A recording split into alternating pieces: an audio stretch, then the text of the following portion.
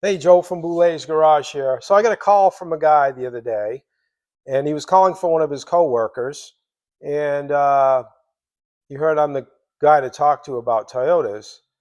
And he told me that basically his coworker had a 2017 or has a 2017 Toyota Tacoma, and it's using oil in two of the cylinders. Now, I called him back, and he tried to summon the guy to come over and to talk to me. He goes, "Hey, I got Joe on the phone. I don't want to talk to anybody else about my truck." Because two dealerships told him it was cost him $14,000 to replace his engine. And he goes, "But he's not a dealership." And he says, "No, I don't want to hear $14,000 again." He said, "Well, I guess," I said, I could hear that conversation. I guess he doesn't want to talk to me. I said, "I got to really get to work here. So if he wants to talk to me, give me a call." So what I was going to talk to him about, and I wasn't going to tell him he needed to put an engine in it because I really don't want to do that, and I'm no longer doing engine swaps here. But what I was going to tell him is share a few stories with him. The first one being, after I first opened my shop, a guy comes to me. He said he was mechanically knowledgeable. The guy's an engineer. So my daughter's getting ready to go away on college. All of a sudden, it's got a misfire in number 3 cylinder. He goes, "I did a compression test on it. There's only 40 pounds of compression in that cylinder." I'm like, "Oh, that sucks." He goes, "Would you be willing to try something for me?" I'm like, "Sure, what?" So he goes, "I'm going to ask you to do this."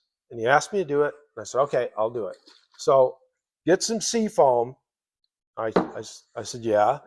He goes, "I want you to take all the spark plugs out with the engine cold. I want you to pull all the plugs out, soak it overnight,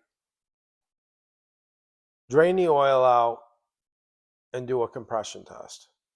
I'm like, "Okay." I said, "Well, why don't you do that?" He goes, "I don't have a lift. I don't want to deal with it." I'm like, "Okay." So I did that. Did exactly what he said.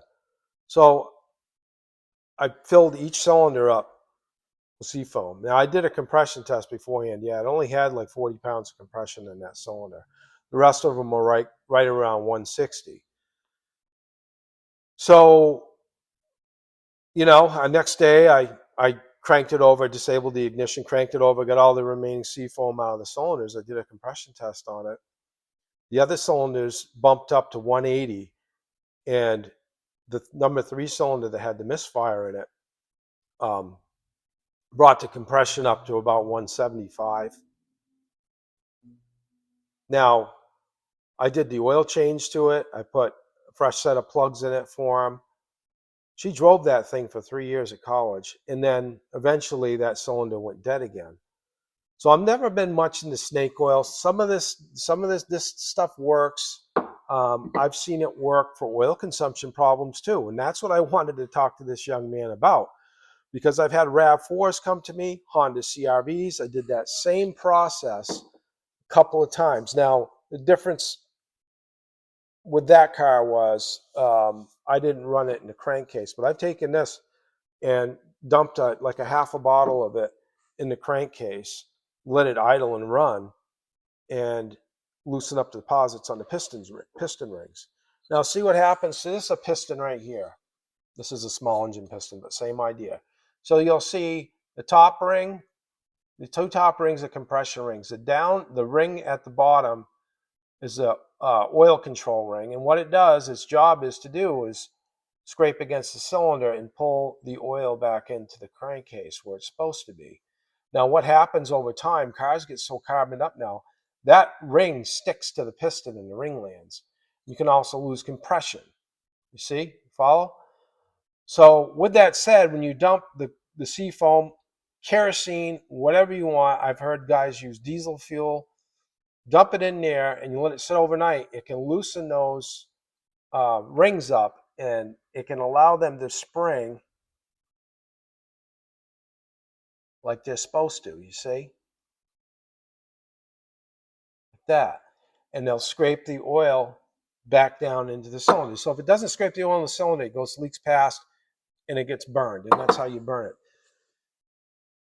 So you might say, "Well, I'm not seeing any blue smoke come out of my tailpipe. Well, you won't with synthetic, because synthetic doesn't burn blue. Conventional oil will, not synthetic. So if the young man that didn't want to talk to me and he watches this video, or if anybody watches this video, I tell you, I can't guarantee it's going to work for you, but it's worth a shot. I've never been one for repairs in a can, but sometimes you just got to give it a shot. And if it works, great.